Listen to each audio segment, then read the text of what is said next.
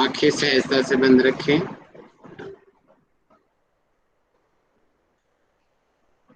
श्वास बाहर निकालते हुए एक साथ ओम ध्वनि का उच्चारण करेंगे। श्वास भरें।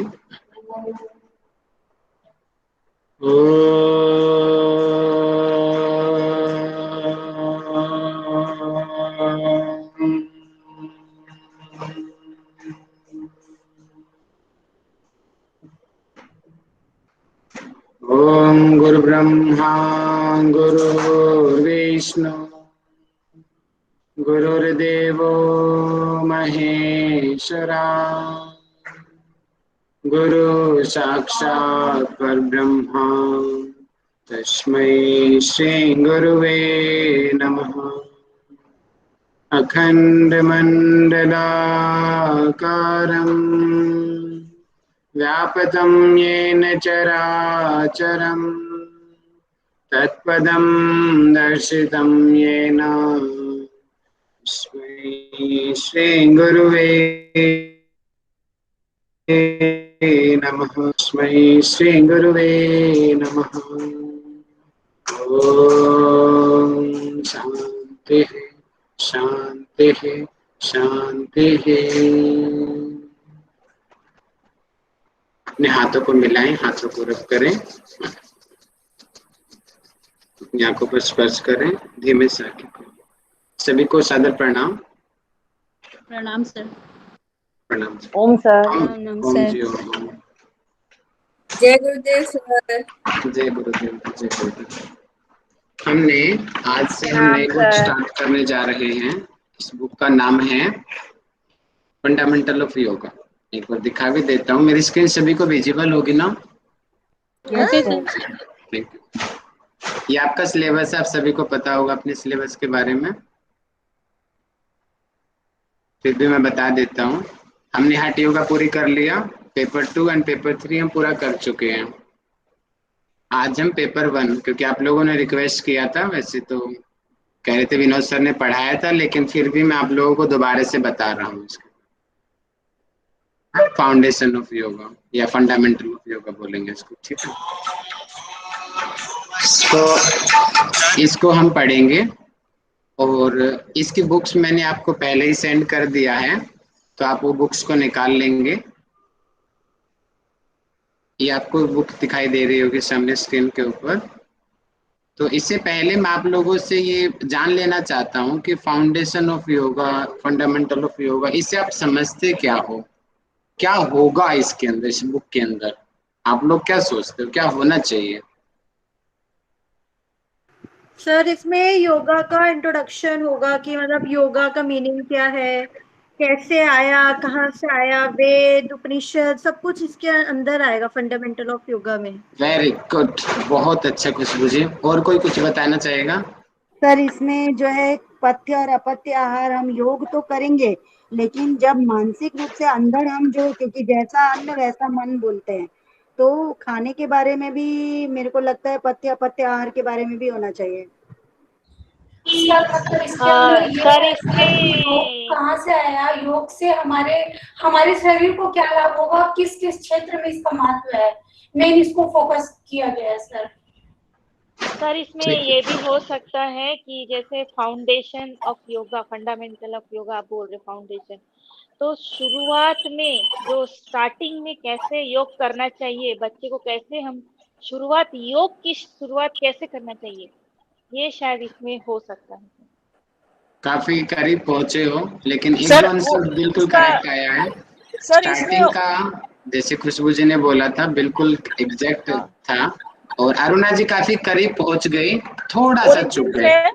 हाँ सर, मतलब इसकी उत्पत्ति या संदर्भ कहाँ सबसे पहले उल्लेखित हुआ यस, और अंत हमें कहाँ तक लेके जाना है, उसको पूरा कवर करेगा ये। इसमें की सभी चीज, ये जो आप हम पढ़ रहे हैं वो भी इंक्लूडेड जरूर होगा इसमें मेरे ख्याल से। ठीक है, तो बहुत बढ़िया। उत्पत्ति में जो भी कहाँ से ये सबसे पहले डॉक्यूमेंटेड हुआ और डॉक्यूमेंटेड होते होते कहाँ तक इसका रूप कैसे लिया गया और इसका रूप में कितने रूप में आए और आगे क्या चल रहा है।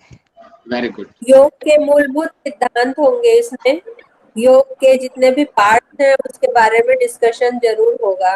बिल्कुल सही, करेक्ट आंसर, बिल्कुल सही बोला आपने। तो fundamental of yoga, foundation of yoga जो है, जैसे भी ममता मैडम ने बताया कि योग की उत्पत्ति सबसे पहले कहाँ हुई, कैसे हुई। कोई आप मुझे बताएंगे कि हमारे सबसे प्राचीनतम ग्रंथों को हम क्या कहते हैं? वेद। वेद। वेदों में भी योग के बारे में बहुत चर्चा है। बढ़िया। वेद के अलावा और ग्रंथों के किसी नाम पता है आपको?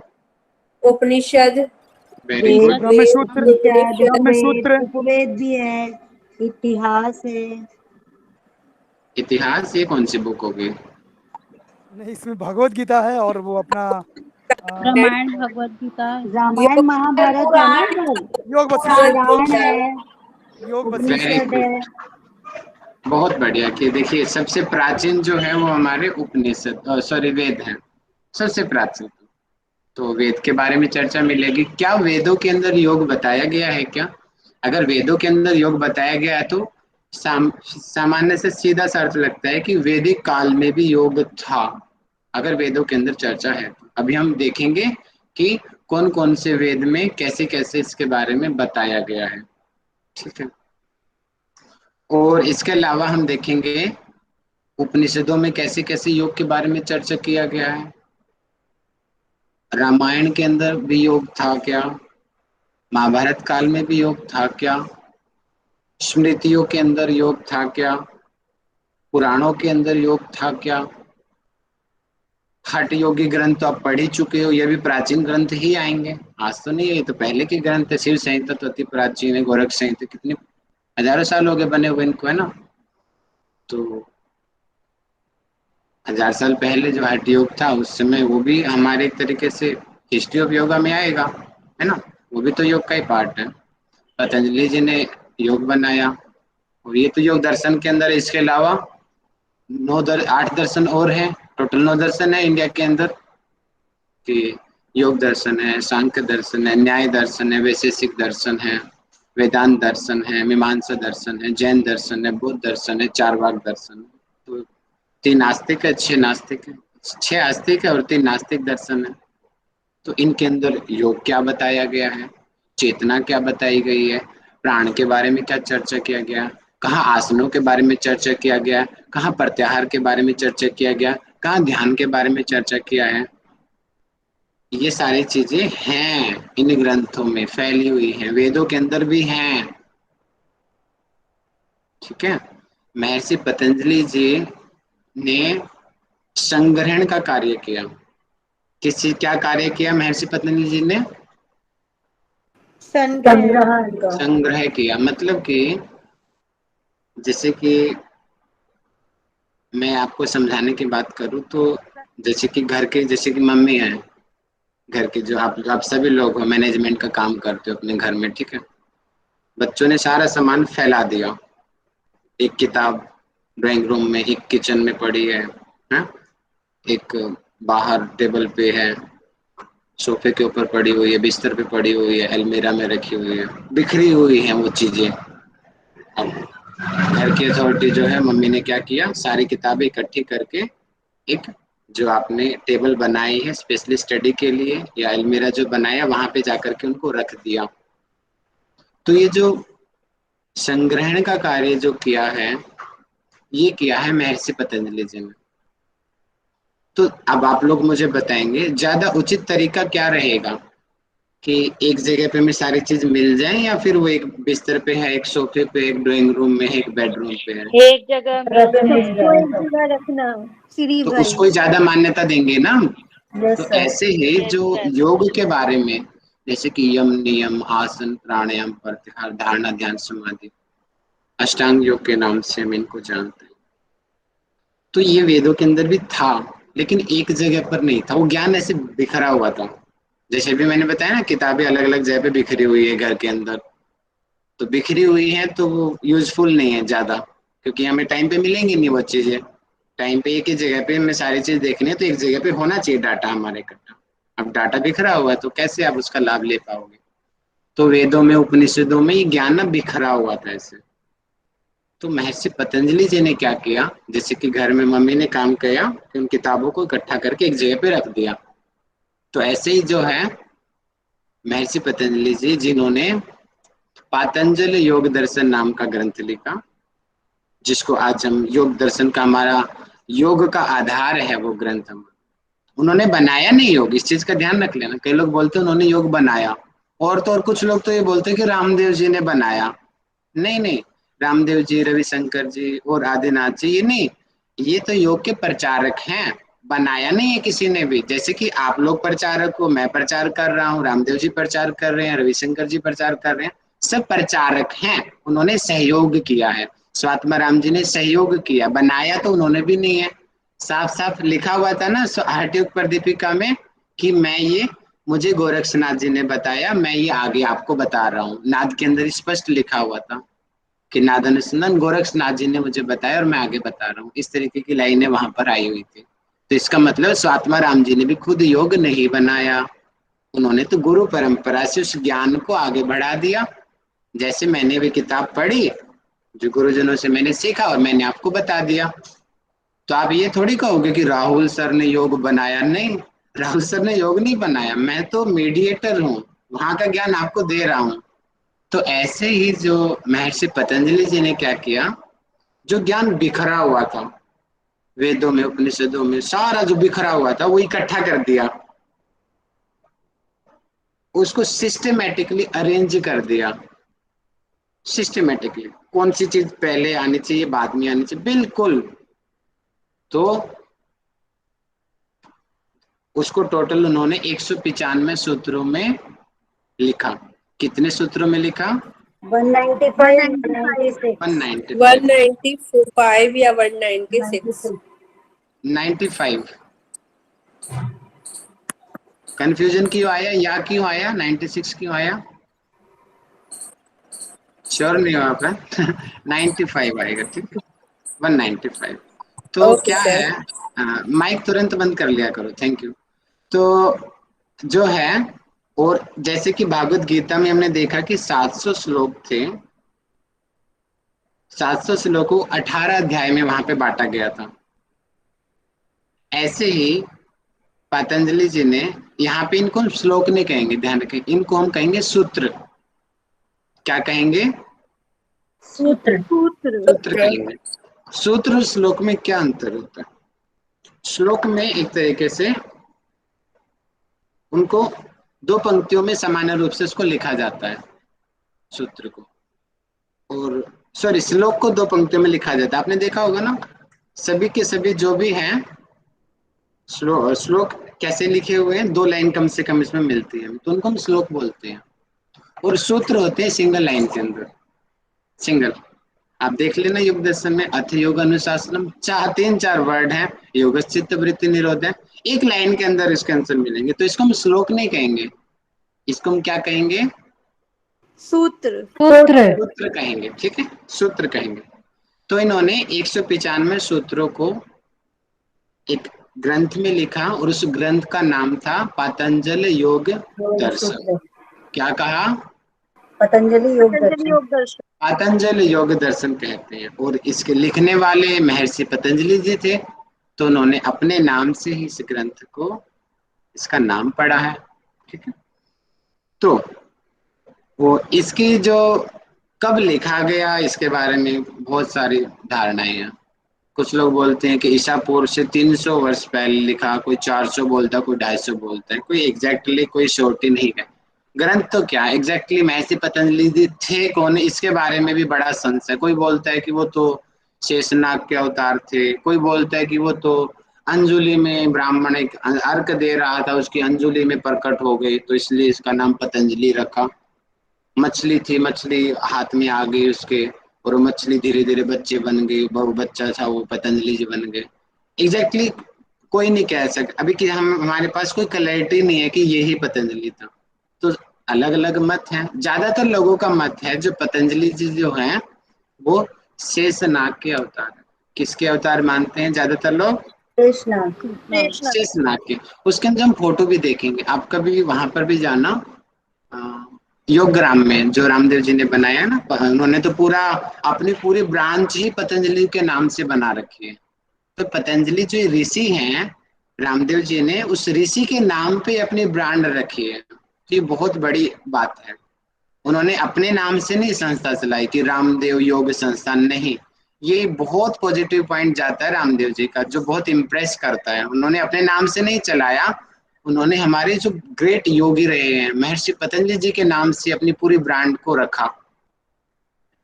तो पतंजलि जो है ये ऋषि हैं जिन्होंने योग दर्शन नाम का ग्रंथ लिखा।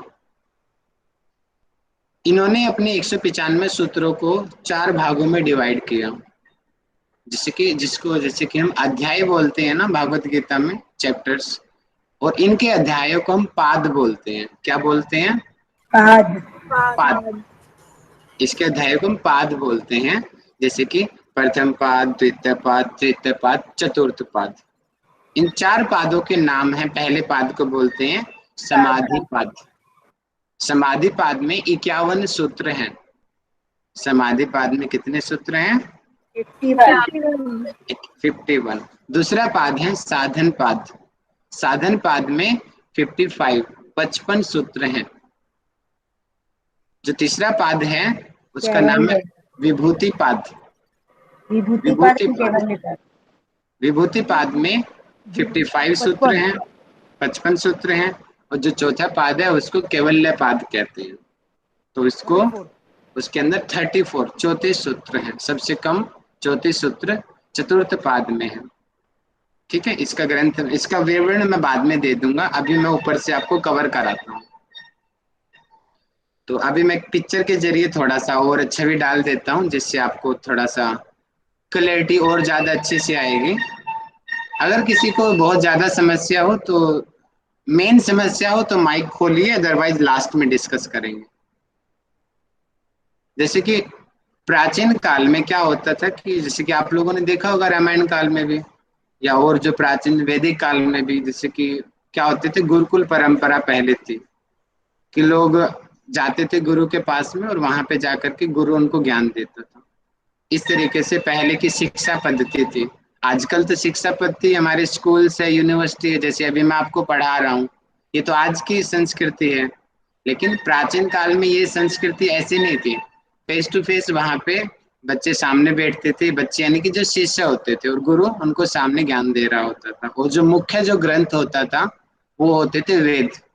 वेदों के जरिए ही पढ़ाते हैं। रामायण में भी चर्चा मिलती है कि वहां पे जो उनके गुरु हैं वशिष्ठ जी, बोलते हैं कि इनको वेद की शिक्षा दी जाए, ऋग्वेद की, यजुर्वेद, अथर्ववेद, इनकी शिक्षा उनको दी जाए। जब हम वहां देखते हैं कि जब राम और हनुमान जी का मिलन होता है, अब हनुमान जी वहां पे ब्राह्मण का रूप लेकर आते हैं कि उनकी परीक्षा लेने के लिए, क्योंकि सुग्रीव को भय था वहां पे कि ये उनको मारने ना भेजा बाली ने। तो वहां पर भी जो हनुमान जी उनको इम्प्रेस करने के लिए बड़े बड़े वेदों के श्लोक बोलते हैं राम जी को इम्प्रेस करने के लिए। तो राम जी पहचान लेते हैं कि आप बड़े ही ज्ञानी हो और आपने बड़े वेदों के ज्ञाता हो, तभी आप इतनी ज्यादा ज्ञान रखते हो। तो वहां से हमें यह भी मिलता है कि वेद सबसे प्राचीनतम ग्रंथ है हमारे। इसके बारे में किसी को कोई संदेह नहीं है। और एक आधुनिक एक युग के बहुत बड़े योगी रहे हैं, तो कोई मुझे उनका नाम बताएगा जिन्होंने सबसे ज्यादा वेदों के ऊपर कार्य किया है और हमेशा ही वेदों के प्रचार में लगे रहते हैं। उस योगी का क्या नाम है? आदि शंकराचार्य, कपिल मुनि। हाँ, आदि गुरु शंकराचार्य, ठीक है, वो भी थे। कपिल मुनि तो नहीं आएगा। महर्षि दयानंद सरस्वती सबसे ऊपर रहते हैं। और अभी लेटेस्ट के ही योगी यहीं पीछे ही थे हमारे, 1824 में तो इनका जन्म हुआ था। और पीछे ही लेटेस्ट है, यानी कि 19वीं शताब्दी के ये योगी रहे हैं। और आज भी इनके जो कार्य पद्धति है, इन्होंने किस नाम से उस अपनी कार्य को बना के रखा हुआ, उसका नाम बताएंगे? आर्य समाज। बहुत बढ़िया। आर्य समाज में भी आज भी ये वेदों को ही प्रमोट करते हैं। यानी कि वेदों का यहाँ पे इन्होंने क्या लिया कि जैसे जैसे समय बढ़ता गया, मूल ज्ञान तो वेदों के अंदर था, जो वास्तविकता थी, जिसको कोई गलत नहीं कह सकता। जो गलत है ही नहीं वो वेद हैं, उनको बोलते हैं आर्ष ग्रंथ। कौन से ग्रंथ बोलते हैं? आर्ष ग्रंथ। आर्ष ग्रंथ। तो मूल वेद जैसे कि 4 वेद हैं, ऋग्वेद, यजुर्वेद, सामवेद और अथर्ववेद। इनके अंदर लाखों मंत्र हैं इनके अंदर। तो बाद में इनके बाद में आए हैं उपनिषद, आए हैं स्मृति, आए हैं पुराण, आए हैं। पुराणों के अंदर तो आडंबर इतना ज्यादा दिखाया गया। आप देखो गरुड़ पुराण को उठाओ, अग्नि पुराण को उठाओ, कितनी चीजें बताई गई है। आपको नरक मिलेगा, नरक में पकौड़े की तरह आपको तला जाएगा, इतनी सारी कहानियां वहां पे डाली हुई है, जबकि एक्चुअलिटी ऐसा कुछ नहीं होता। वेदों के अंदर कहीं साकार परमात्मा के बारे में नहीं बताया गया, मूल वेदों के अंदर कहीं पर भी वर्णन नहीं है। उसके बाद में साकार के बारे में चर्चा मिलती है। वेदों के अंदर भगवान का जो नाम है सिर्फ ओम नाम बताया गया है कि परमात्मा को सिर्फ उसका नाम ओम है और वो निराकार है। इसके बाद में धीरे धीरे जो अन्य ग्रंथ आए उसके अंदर, क्योंकि जब अन्य ग्रंथ आएंगे तो आप जैसे और हमारे जैसे लोग ही तो लिखेंगे उनको। तो जैसे जैसे और जो ऋषि, प्राचीन जो ऋषि रहे हैं, वो उनको उपनिषद लिखा उन्होंने, आगे पुराण लिखे गए हैं और जो ग्रंथ लिखे गए, क्योंकि वो व्यक्तियों द्वारा लिखे गए हैं और उनके अंदर कुछ न कुछ त्रुटियां होंगी ही होंगी। वो अपने अनुभव डालेंगे उसके अंदर, या फिर क्या होता है कि समाज के अनुसार डाले जाते हैं कि समाज में जो कुरीतियां फैली हुई है उनको दूर करने के लिए शायद उन ग्रंथों का निर्माण हुआ। वो उस समय के लिए सही था, लेकिन उनके अंदर अपने ज्ञान में कुछ मिलावट आ गई। लेकिन जो मूल ज्ञान है, मूल ज्ञान सिर्फ वेदों के अंदर ही मिलता है। तो इसी कार्य को ध्यान, बात को मद्देनजर रखते हुए महर्षि दयानंद सरस्वती जी ने वेदों का ही प्रचार किया और अपने स्लोगन भी उन्होंने वेद ही डाला, नारा दिया वेदों की ओर लौटो, इस तरीके से। क्योंकि वेद मूल आधार है हमारे पूरी भारतीय संस्कृति का। गुरु परंपरा होती थी, गुरु को हमेशा नमन किया जाता था। पहले तो क्या होते थे कि आजकल तो कागज है, हम अपने कागज पे लिख लेते हैं, कागज से भी अच्छा अब हमारे पास लैपटॉप है, फोन है, हम 1 मिनट में टाइप कर देते हैं और 1 मिनट के अंदर अमेरिका भी पहुंच जाते हैं। 1 मिनट क्या, 1 सेकंड के अंदर हमारा मैसेज वहां चला जाएगा। मैसेज तो क्या, फोटो भी चली जाएगी, वीडियो भी चली जाएगी। अब आप लोग मुझे देख रहे हो, सेकंड का भी टाइम नहीं लग रहा, मेरे हर वर्ड 1 सेकंड से पहले आप लोगों के पास पहुंच जा रहे हैं। लेकिन पहले ऐसा नहीं होता था। पहले क्या होता था कि ताड़ के पत्ते होते थे और भी कई सारे बहुत सारी चीजें होती थी, उनके ऊपर जो ऋषि महात्मा होते थे, वो जो ऋषि महात्माओं ने जो समाधि अवस्था में जाकर के जो ज्ञान प्राप्त किया, तो उस ज्ञान को वो लिखते थे। ठीक है। और पहले जो होते थे उसको बोलते थे श्रुति परंपरा। कौन सी परंपरा बोलते थे? श्रुति परंपरा। श्रुति परंपरा मतलब कि श्रुति का मतलब सुना हुआ ज्ञान, क्योंकि डॉक्यूमेंट्री तो पहले नहीं होती थी। ये जो पत्तों के पत्ते भी बाद में आए हैं ना, पहले तो पत्ते भी नहीं होते थे, विकास तो बाद में हुआ ना। उससे पहले जैसे कि हमें आयुर्वेद का ज्ञान मिलता है, बोलते थे कि ब्रह्मा ने इंद्र को दिया, इंद्र ने आगे सप्त ऋषियों को दिया। जैसे कि भागवत गीता में याद है ना, योग परंपरा। बताइए भागवत गीता में योग परंपरा कैसे बताई गई है? सर, सूर्य सबसे पहले कृष्ण ने सूर्य को दिया, सूर्य ने फिर अपने पुत्र मनु इक्ष्वाकु उनको दिया, फिर वो वहां से वैवस्वत को दिया, फिर वहां से राज ऋषियों को दिया, फिर राज ऋषियों से वो विलुप्त हो गया, तो फिर से उनको जागृत करने के लिए कृष्ण को फिर। और ये ज्ञान डॉक्यूमेंट्री कब हुआ?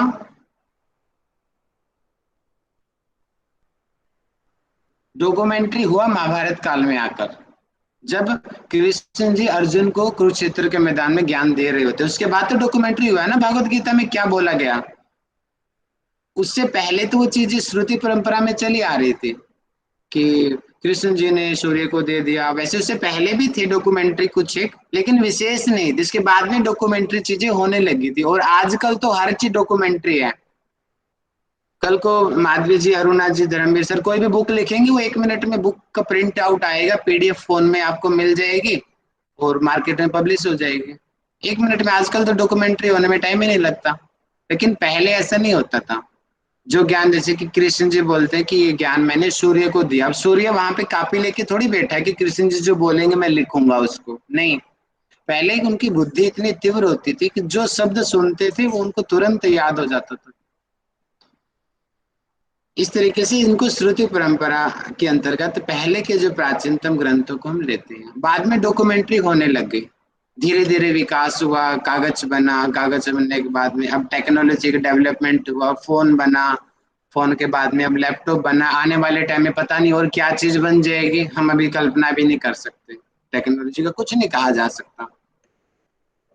उपनिषदों का निर्माण हुआ लगभग मुक्ति को उपनिषद के अनुसार, शायद मुक्ति को, ये हाँ, उसमें बोलते हैं कि 108 उपनिषद हैं।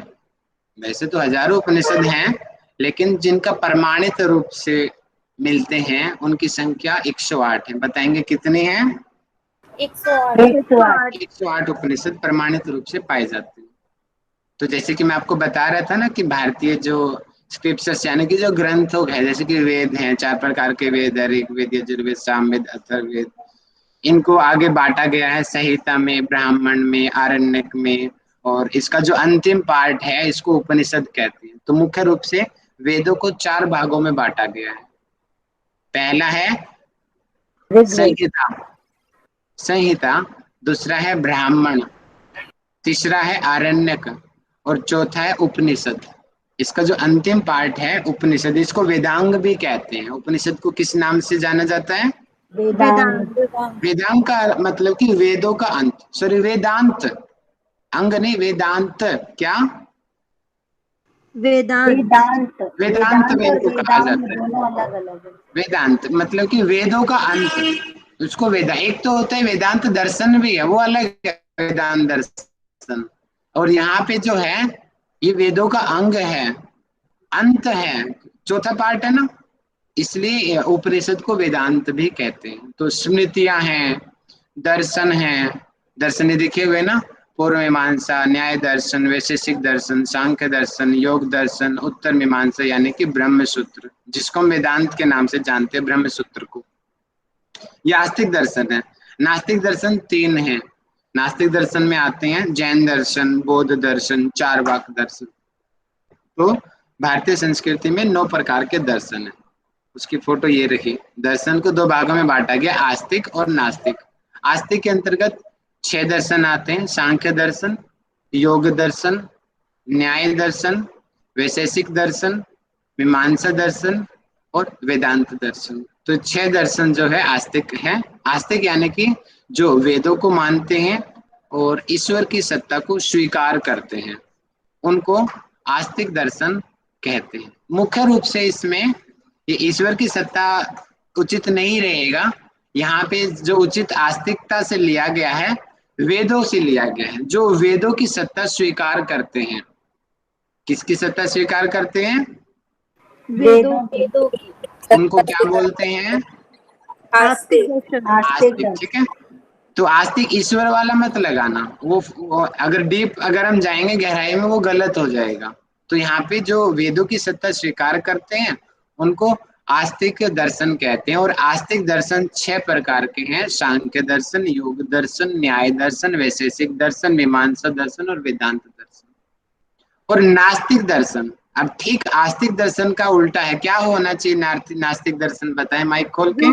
जो वेदों को ना मानते हो, वेरी गुड, जो वेदों की सत्ता को स्वीकार नहीं करते। जैसे कि आपने सुना होगा ना, महात्मा बुद्ध जी स्पष्ट बोलते हैं कि वेद कुछ नहीं होता, सब गलत है, बिल्कुल खंडन करते हैं।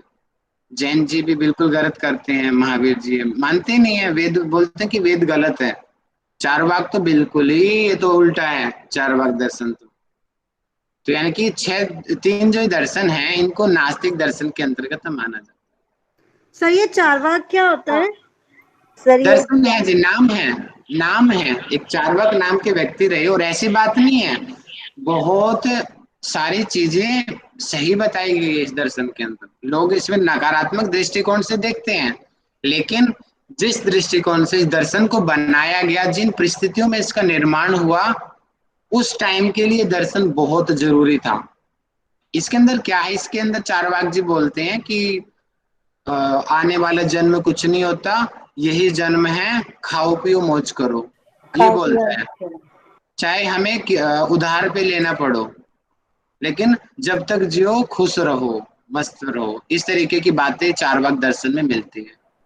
लेकिन हमारे हरे राम। प्राचीन और दर्शन है, वो कर्म सिद्धांत को बोलते हैं भैया, चाहे हमारे पास कुछ ना हो, हमारा आतिथ्य को खिलाओ करो, खुद हम भूखे मर जाएंगे लेकिन औरों को हम खाने के देंगे। आस्तिक दर्शन के अंतर्गत इस तरीके की ज्यादातर बातें आती है। लेकिन चारबाग जी थोड़ा सा इन चीजों में ये है, लेकिन गहराई से देखेंगे ये भी जो है पाखंड को हटाने के लिए इस दर्शन का निर्माण हुआ था।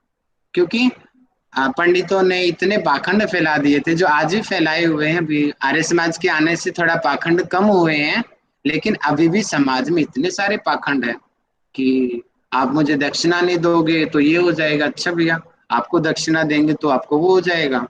किसने कहा? हम तो भूखे को खाना खिला देंगे, उससे ज्यादा पुण्य मुझे वहां पे मिल जाएगा, और मोटे ताजे पंडित को खिलाने से मुझे कुछ नहीं मिलने वाला, ये वास्तविकता है। तो ये पंडितों ने इतना बड़ा आडंबर बना रखा है, तो ये चारवाक दर्शन उसका खंडन करने के लिए बनाया गया था।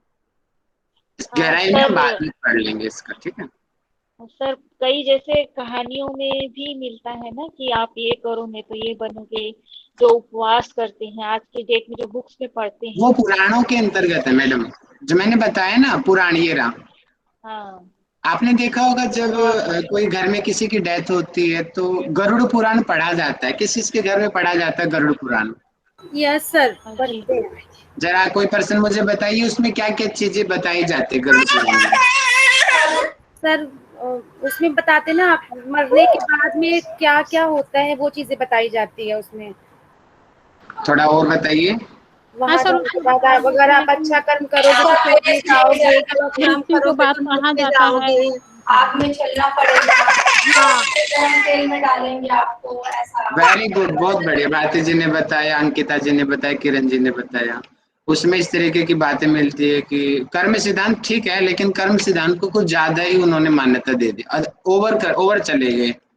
एकदम खतरनाक बताते हैं सर, एकदम डर लग जाता है, इस टाइप का बताते हैं इसमें। हाँ, तो सर, कुछ इसमें सर ये भी बात है ना, जैसे अभी अपन लोग पढ़ रहे हैं, बस इसका कोई अपने को मान लेना है कि भाई हाँ बुक में लिखा है, अपने को विश्वास कर लेना है। कौन देखा है वहां जाके कि मतलब क्या तो पुराणों के अंदर क्या है कि पुराणों का निर्माण क्यों हुआ, वो भी जो उस समय जो जिस तरीके के जो माहौल था, जो व्यक्ति थे, वो लोग सही कर्म करें, इसलिए इन चीजों को थोड़ा सा वहां पे डाला गया। लेकिन एक्चुअलिटी में जैसे कि हम वेदों में देखते हैं, वहां तो स्वर्ग नर्क के बारे में कोई मतलब ही नहीं है। यानी कि है, लेकिन इस टाइप का नहीं है कि जो यमराज है, दो सिंह वाला इंद्र है, वो ये है, वहां पे इसको नहीं माना गया है। इंद्र का भी नाम आता है, लेकिन वहां पे इंद्र ये नहीं है, कुछ इंद्र कोई और है वहां पर, वायु देवता कुछ और है, यहाँ पे कुछ और है। तो ऐसा तो नहीं होता है। जो कर्मों का जो सिद्धांत है बिल्कुल सही है, और हमारे जो मुख्य जो हमारे जितने भी हमारे प्राचीन ग्रंथ है, वेद हैं, उपनिषद हैं, भगवत गीता है, सभी कर्म सिद्धांत को मानते हैं। कर्म सिद्धांत का अर्थ ये है कि हम जैसे कर्म करेंगे हमें वैसा ही फल भी मिलेगा। साथ में मिल सकता है, बाद में भी मिल सकता है। जैसे कि मैंने किसी का अगर भला किया है तो आने वाले टाइम में मुझे जरूर उसका लाभ मिलेगा। ये है कर्म सिद्धांत। अभी मैंने किसी का नुकसान किया है, मैंने चोरी किया है, ठीक है भैया, किसी व्यक्ति ने तो नहीं देखा है, लेकिन भगवान सबको देखता है, तो आपको वो आपके खाते में लिखा जा चुका है, अब उस चोरी का फल आपको मिलेगा, भगवान देगा आपको। ये है कर्म सिद्धांत। तो हमारी भारतीय जो संस्कृति है वो कर्म सिद्धांत पे विश्वास करती है। सर ये आर्य समाज भी इसको मानती है सर? अरे सब मानते हैं कर्म सिद्धांत को, तो आर्य समाज कोई अलग समाज नहीं है, वो सनातन का ही भाग है। सिर्फ आडंबर को नहीं मानता, बाकी हर चीज को मानता है। आडंबर समझते हो, सिर्फ आडंबर का खंडन करने के लिए आर्य समाज का निर्माण हुआ। जो पंडितों ने इतने ज्यादा चला रखे थे कि जैसे कि पहले तो इतना भी होता था कि जैसे कि महाभारत काल की मैं कहानी बताता हूँ आपको। जो कर्ण था, कर्ण का एक भाई था, छोटा भाई, उसका नाम मुझे याद नहीं आ रहा, उसके क्या नाम, उसने क्या किया, वेद पढ़ने लग गया वो, क्योंकि वो सूत पुत्र था, क्योंकि सूत के घर में था वो। तो उसने वेदों को पढ़ना शुरू किया और उनको पता चल गया, धृतराष्ट्र को, पितामह भीष्म को, कि ये वेद पढ़ रहा है, सूत का बेटा, तो कैसे पढ़ सकता है, ये तो सारथी का बेटा है, ये कैसे पढ़ लिया। सूत पढ़ना तो या तो क्षत्रिय पढ़ो वेदों को, या फिर ब्राह्मण लोग पढ़ेंगे, ये सूत कैसे पढ़ सकता है। तो उसने क्या किया, पितामह भीष्म और उन्होंने भरी सभा में उसके बेटे के मुंह के अंदर जलता हुआ सोना डाल दिया गया। शीशा डाला या सोना डाला, कुछ इतना बड़ा उसको पनिशमेंट दिया गया। ये क्या बोलोगे आप इसको, इसको क्या बोलोगे? पाखंड। क्या ये उल्लेखित कहाँ पर है सर? मैंने ये उसमें देखा था, सीरियल मैंने देखा था पूरा गहराई हाँ, से, वही सूर्यपुत्र कर्ण, उसके वही अंतर्गत ये सारी चीजें डिटेल में बहुत अच्छी से वहां पे एक्सप्लेन किया है इन चीजों को। सर पहले पाखंडी भी पाखंडपन भी तो बहुत करते थे तो ना सर। इनको क्या बोलेंगे हम, इनको कुरीति तो बोलेंगे ना। अब और दूर कहाँ जाओ, अभी आज से 200 साल पहले चले जाओ। अब क्या लड़कियों को क्या अधिकार नहीं था क्या शिक्षा का? पढ़ने नहीं देते थे, स्कूल घर के बाहर तक नहीं निकलने देते थे। और तो और पति की डेथ हो गई, पत्नी को भी साथ में ही जला देते थे। सती प्रथा है? तो ये क्या है, कुरीतियां ही तो है, आडंबर ही तो बोलेंगे इन चीजों को। मतलब कि पुरुष प्रधान देश था, पुरुषों को सब अधिकार है, महिलाओं को कोई अधिकार नहीं है। इन पाखंडों को, इन कुरीतियों को दूर करने के लिए, आडंबरों को दूर करने के लिए ही आर्य समाज का निर्माण हुआ था। बाकी आर्य समाज सनातन से अलग नहीं है, एक ही है। सिर्फ फर्क ये है, सनातन जो है वो आडंबरों को मानते। सनातन बोलेगा कि शिव जी के ऊपर दूध चढ़ाओ, आर्य समाजी बोलेंगे क्यों चढ़ाओ, जाके किसी को पिला दो। ये फर्क है दोनों के अंदर, बाकी दोनों एक ही हैं। ठीक है सर, उसमें भी तो ऐसा ही हुआ है ना, जैसे अर्जुन धनुर्धारी में श्रेष्ठ था, उसके मुकाबले एकलव्य भी धनुर्धारी में बहुत श्रेष्ठ माना जाता था। तो गुरु आचार्य द्रोणाचार्य जी को लगा कि ये तो अर्जुन से भी आगे निकल जाएगा, इसलिए दक्षिणा में अंगूठा मांग लिया एकलव्य से, ताकि वो धनुर्धारी ना चलाए, धनुष ना चलाए। हाँ, वो तो उनके द्रोणाचार्य जी की बुद्धि है, उन्होंने जो अपना विवेक का निर्णय लिया वो जाने, उनको फिर दंड भी मिला बाद में उसका, है ना। तो सबको अपने कर्मों का दंड मिलता है। तो अभी आप वापस हम टॉपिक पे आते हैं। थोड़ा सा मैं इसलिए थोड़ी थोड़ी चीजें बता रहा हूँ ताकि आपको एक कम से कम ऊपर की चीजें क्लियर हो कि हैं क्या ये चीजें, हम क्या चीज पढ़ने वाले हैं इनके बारे में। जैसे कि इथिक्स है, रामायण में, महाभारत काल के अंदर भी योग का वर्णन मिलता है। भागवत गीता, ये तो कंप्लीट योग ही है, हम पढ़ चुके हैं, आप सभी लोगों को काफी जानकारी भी हो चुकी है। भागवत गीता तो कंप्लीट योग है, सारे अध्यायों का नाम ही योग है भागवत गीता के अंदर तो। और इसके 3 जो हैं डेफिनेशंस बहुत ही स्ट्रॉन्ग हैं। कोई मुझे बताएगा जिसको याद हो डेफिनेशंस श्लोक वाली भागवत गीता की? नरस्याभरणं रूपं रूपस्याभरणं गुणं। ये एक मिनट सर, ये भगवद गीता का नहीं है। बुद्धि युक्तो जहाति उभे सुकृत दुष्कृते तस्माद् योगा युज्यस्व योगस्य कर्मसु कौशलम। बहुत बढ़िया, बहुत बढ़िया। दूसरी डेफिनेशन कोई और सुनाए मुझे। आगे मैडम, रिलैक्स अरुणा जी। हाँ, योगस्थ कुरु कर्माणि संगत्वा धनंजया सिद्धया सिद्धयो समो भूत्वा समत्वं योग उच्यते। बहुत बढ़िया। एक और डेफिनेशन बताइए, इनके अलावा कोई और लोग बताओ मुझे। सर मैं बताऊं? जी भारती जी बताइए। बुद्धि युक्तो जहाति उभे दुष्कृते तस्माद् योग कर्माशु कौशलम। ये तो माली मैडम ने बता दिया था। तम विद्या वाली कौन सुनाएगा मुझे? अच्छा, तम विद्या दुख योग वियोग योग संजितम ना निश्चयम योग वक्तो योगास निर्विण चेतसा। बहुत बढ़िया, ठीक है। उच्चारण धीरे धीरे सुधर जाएगा, प्रयास आपका बहुत अच्छा था और आपको इतनी याद हुई, बहुत बड़ी बात है ये। यानी कि इस तरीके से जैसे भागवत गीता में योग के बारे में बताया गया ना, ठीक ऐसा ही बाकी ग्रंथों में भी योग के बारे में चर्चा हमें मिलती है। तो ये दर्शन हो गए, ठीक है, वेद होगी, स्मृतियां होगी, पुराण होगी, हल्की हल्की झलक लेंगे हम इनकी थोड़ा थोड़ा। घबराना मत, बहुत आसान है, दिखता बड़े बड़े हैं ये, लेकिन जब हम पढ़ेंगे ना, जैसे भागवत गीता आपको दिख बड़ी रही थी, जब हम लोगों ने पढ़ा तो बहुत आसान हो गई। ऐसे ये वेद जो है ना बहुत बड़े बड़े दिखेंगे आपको, लेकिन जब हम चीजों को पढ़ेंगे ना बहुत छोटे छोटे लगेंगे आपको, बहुत छोटे। दर्शन भी बहुत छोटे लगेंगे जब पढ़ाई करेंगे तो ये 8 लिम्स ऑफ योगा, यानी कि ये बताओ किसने दिए हैं ये अष्टांग योग? महर्षि पतंजलि। बहुत बढ़िया। पतंजलि अष्टांग योग तो इतना फेमस है, यम जैसे कि दिखाया दिया हुआ, नियम, आसन, प्राणायाम, प्रत्याहार, धारणा, ध्यान, समाधि। ये ऐसा क्वेश्चन है हर बार आता पेपर में, इस क्वेश्चन को कोई रोक ही नहीं सकता। अष्टांग योग को 10 नंबर का आना ही आना है, ऐसा क्वेश्चन है ये।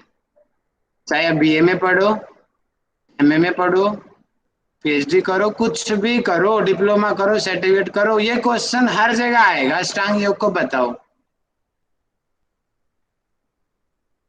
ठीक है जी।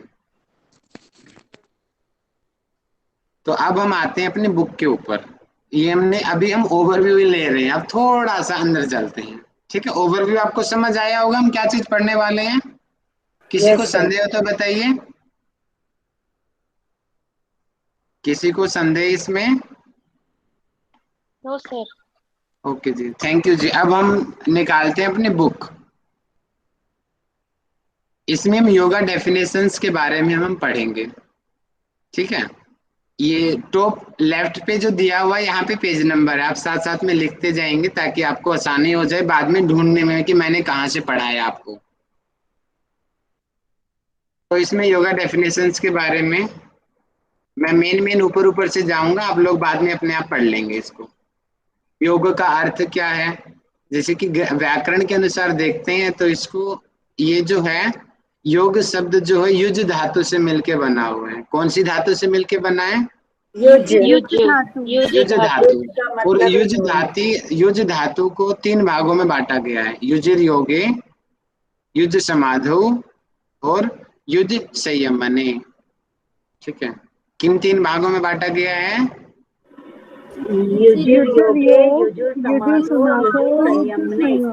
ठीक है। इनके अलग अलग अर्थ हैं, जैसे कि युज योगे, इसका अर्थ है जोड़ना, जोड़ने का तात्पर्य लेते हैं कि आत्मा का परमात्मा से मिलन ही योग है। अब युज संयमने, इसका सॉरी समाधो, कि समाधो यानी कि समावस्था, जहाँ पे हर चीज समान हो, कोई किसी चीज का भेदभाव न हो, वो युज समाधो है। युज संयमने, संयम रखना, अपने चित्त की वृत्तियों को नियंत्रित करना, मन को नियंत्रित करना है, अपनी वासनाओं को, अपनी इच्छाओं को संयमित रखना, युज संयमने, ये भी योग है, ठीक है। जैसे भगवत गीता में बताया गया ना, समत्वम योग उच्चते, वो भी योग युज संयमने के अंतर्गत ही आता है कि सम रहना है, सुख में दुख में लाभ में हानि में सम रहना, ये भी योग है। गहराई में पढ़ना हो आप अपने आप से इन चीजों को पढ़ लेंगे। अब योग की डेफिनेशंस के ऊपर आते हैं। आप किसी भी एग्जाम में चले जाओ, ये डेफिनेशन आपका पीछा नहीं छोड़ेगी, आपको याद करना ही पड़ेगा, करना ही पड़ेगा, इतनी फेमस डेफिनेशन है ये। तो इसके पीछे से खुशबू जी पढ़ के सुनाएंगे मुझे। योगश्चित्त वृत्ति निरोधः, योगस्य चित्ति वृत्ति निरोधः, ये बताया गया है। योग लिखा हुआ है ना, इसका मतलब ये जो योग सूत्र है यानी कि पातंजल योग दर्शन से लिया गया है। और पहले पाद का नाम मुझे कोई बताएगा क्या है? समाधि पाद।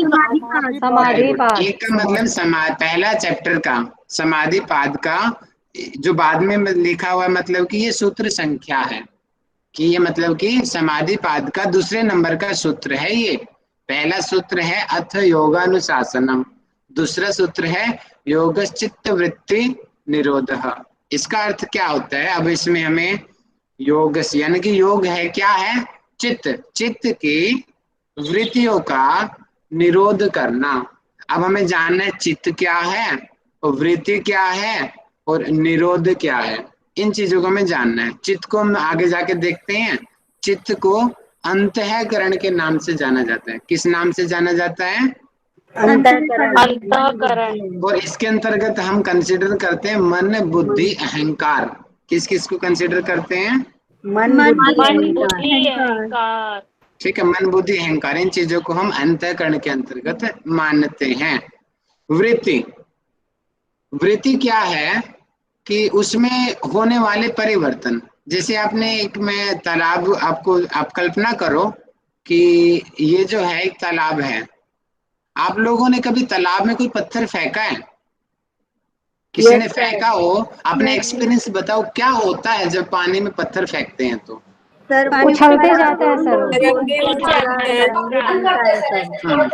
उसमें क्या होता है, एक लहर सी बनती है ना, और उसके जैसे पत्थर पड़ेगा चारों तरफ से एक लहर से जाएगी, जैसे दूर, जैसे पास स्टार्टिंग बड़ी होगी, धीरे धीरे धीरे कम होती जाएगी, इस तरीके से वो लहर है। यानी कि वो उनको वृत्तियों की तरह माना गया कि जैसे कि जो हमारा चित्त है, जो हमारा अंतःकरण है, पूर्णतः शांत है, शांत तालाब की तरह स्पष्ट बिल्कुल। लेकिन जैसे तालाब के अंदर अलग अलग से कंकड़, पत्थर, हवा का दबाव, पानी का प्रेशर या किसी जीव जंतु की वजह से उसके अंदर, उस पानी के अंदर गतिविधियां होती रहती हैं, हलचल होती रहती है। तो उसी वही है यहाँ पे कि हमारा चित्त किस प्रकार डिस्टर्ब रहता है, यानी कि जो डिस्टरबेंस है जिसकी वजह से तालाब में लहरों का निर्माण हुआ, उनको बोलते हैं कि इसी प्रकार जो हमारा चित्त है, चित्त के अंदर विक्षेप हुआ, मतलब कि उसमें बदलाव हुआ, और बदलाव होने वाली चीजों को हम कहते हैं वृत्ति। क्या कहते हैं? वृत्ति। वृत्ति। और वृत्तियां हजारों तरह की होती हैं और उनको 5 भागों में डिवाइड किया गया है। कितने भागों में उनको बांटा गया है? 5 भागों में, 5 भागों में। उसको जब आगे योग दर्शन में पढ़ते हैं, प्रमाण, विपर्य, विकल्प, निद्रा, स्मृति, ठीक है। हाँ, पहला जो है प्रमाण वृत्ति, दूसरा है विपर्य, तीसरा है विकल्प, चौथा है निद्रा, और 5वां है स्मृति। तो इन 5 प्रकार की वृत्तियां होती है। डिटेल में मैं बाद में पढ़ाऊंगा, अभी आप ऊपर ऊपर से पढ़िए। तो एक तरीके से चित्त की इन वृत्तियों का निरोध कर लेना, जैसे कि तालाब का जब तक पानी स्थिर है तब तक उस तालाब में हम अपने चेहरे को भी देख सकते हैं, लेकिन जब पानी हिल गया तो क्या हमें अपना चेहरा दिखाई देगा? बताओ कैसा दिखाई देगा हमें? फिर नहीं दिखेगा, नहीं दिखेगा, नहीं दिखेगा, वो चेहरा उल्टा पुल्टा सा दिखाई देगा। तो ऐसे ही जो हमें परमात्मा को देखना है, तो परमात्मा को देखना है, और परमात्मा हमारे अंदर ही है। हमारी आत्मा जो है वो परमात्मा का ही एक भाग है, वो हम उसको देखने का प्रयास करते हैं, लेकिन हमारे मन में, हमारे चित्त में वृत्तियां रूपी ये लहरें बार बार हमेशा ही 24 घंटे उठती रहती हैं, जिसकी वजह से हम उस परमात्मा का साक्षात्कार नहीं कर पाते। तो यही योग कहा गया, योग चित्त वृत्ति निरोध है, कि ये जो वृत्तियां उठ रही हैं इनको शांत कर दो, वो तालाब रूपी चित्त शांत हो जाएगा। जब वो शांत हो जाएगा तो हमें अपना साक्षात्कार होगा परमात्मा का, अपने आप का। तदा दृष्टो स्वरूप अवस्थान, अगले श्लोक में बताया गया है, जब ये वृत्तियां पूरी तरीके से शांत हो जाएगी, हमें अपने स्वरूप का वास्तविक दर्शन हो जाएगा। ठीक है, तो ये बहुत बहुत फेमस डेफिनेशन है, सबको याद होना चाहिए, सूत्र के साथ। संस्कृत में भी होना चाहिए और हिंदी में भी, दोनों में होना चाहिए। आप चाहे यूनिवर्सिटी लेवल पे जाओ, और तो और आप छोटे लेवल की भी जॉब करोगे ना, स्कूल लेवल की जो, वहां पर भी ये चीज आपसे पूछी जाएगी। ये श्लोक तो इतना जरूरी है कि जब इनका वृत्तियों का निरोध हो जाएगा तो क्या होगा? दृष्टु, मतलब कि जो दृष्टा रूप, यानी कि जो पुरुष है वो अपने वास्तविक स्वरूप में स्थित हो जाएगा। वास्तविक स्वरूप क्या है उसका?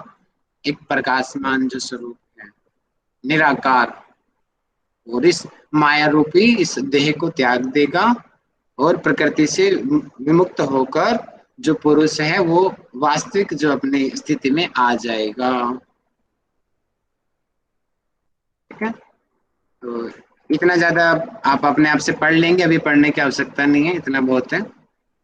और आगे आप इसको देख लेंगे। ये रहा, कठोपनिषद के अनुसार योग की डेफिनेशन क्या है। एक दो आपको ये रेफरेंसेस याद करने पड़ेंगे, तो मेरे पीछे से गरिमा पांडे जी पढ़ेंगे। ठीक है, यस सर। यदा पंचावतिष्ठन्ते यदा पंचावतिष्ठन्ते ज्ञानानि मनसा सह ज्ञानानि मनसा सह बुद्धिश्च विचेष्टिः बुद्धिश्च विचेष्टति तामाहु परमां गतिम् तामाहु परमां गतिम् ताम योगमिति मन्यते ताम योगमिति मन्यते स्थिरामिन्द्रिय धारणाम् स्थिरामिन्द्रिय धारणाम् अप्रमस्तदा भवति अप्रमस्तदा भवति योगो ही प्रभावपयो। योगो ही प्रभावपयो। बहुत बढ़िया। तो ये यहाँ पे क्या कहा गया है कि जब पांचों ज्ञानेंद्रियां मन के साथ स्थिर हो जाती है, मतलब कि इंद्रियां शांत हो गई, मन निश्चिल होकर बुद्धि के साथ आके मिल जाता है, मतलब कि मन भी विचार नहीं आ रहे हैं उसके, उस अवस्था को परम गति कहते हैं।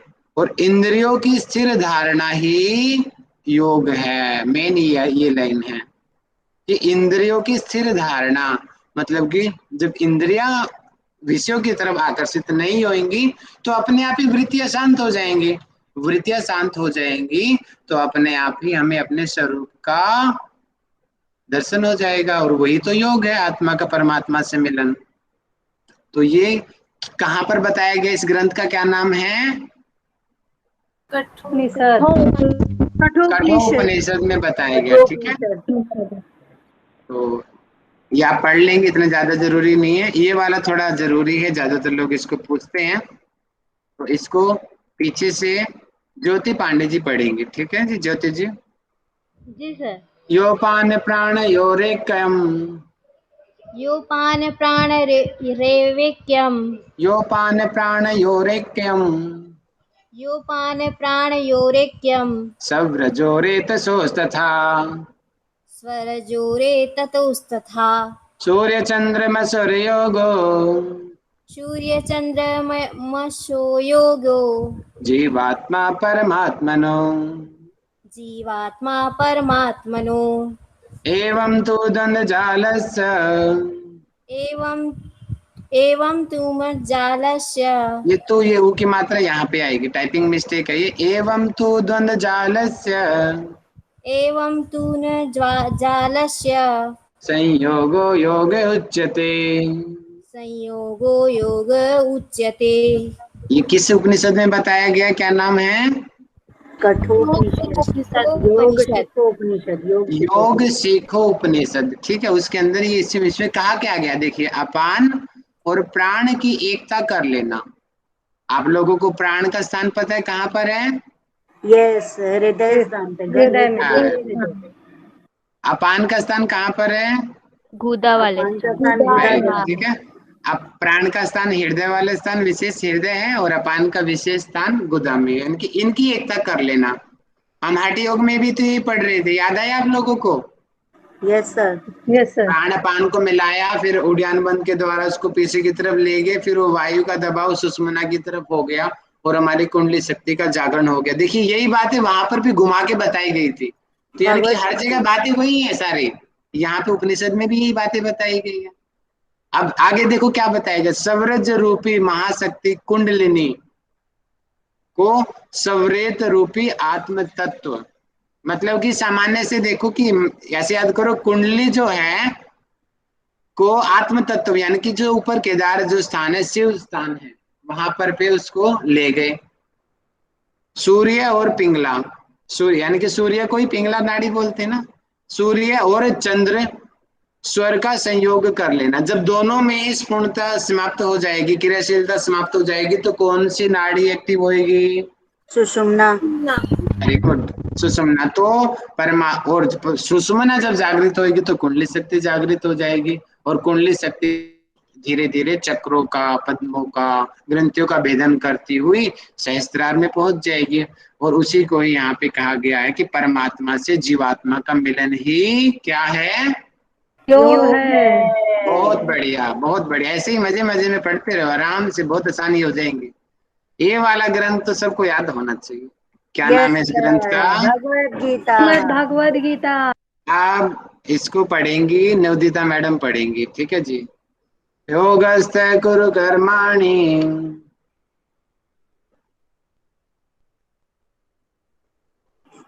सर मैं बोल दूं?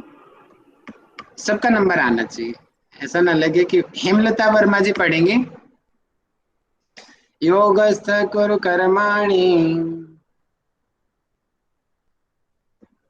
मैं पढ़ दूं क्या? अंकिता जी पढ़ें आप। जी सर। योगस्थ कुरु कर्माणि। योगस्था कुरु कर्माणि। संगम त्यक्त्वा धनंजय। संगम त्यक्त्वा धनंजय। सिद्ध सिद्धयो समभूत्वा। सिद्ध सिद्धियो समो भूत्वा। समत्वम योग उच्यते। समत्वम योग उच्यते। ये बताया गया दूसरे अध्याय का 48वां श्लोक है, ठीक है, श्रीमद् भागवत गीता के अंदर बताया गया। अब इसका अर्थ क्या है इसमें बताते हैं, कृष्ण जी बताते हैं कि अर्जुन को कि तू आसक्ति त्याग कर, समत्व भाव से कार्य कर। मतलब कि आशा में, सिद्धि में, असिद्धि में, सुख में, दुख में, जय में, पराजय में, लाभ में, हानि में, है तुम्हारा बेनिफिट होगा, तुम्हारा लॉस होगा, इन चीजों की परवाह मत करो। निष्काम भाव होकर के अपने कर्तव्य भाव से अपने कर्मों को करो। और ना ज्यादा खुश होना है, ना ज्यादा दुख होना है। ये जो समत्व जो है इसी को हुई योग कहते हैं। बहुत कम लोग ऐसे हो पाते हैं, उसको योग की अवस्था बोलते हैं। अब अगली जो डेफिनेशन बताई गई है किरण शर्मा जी पढ़ेंगी। बुद्धि युक्तो जहाति है। बुद्धि युक्तो जहाति है।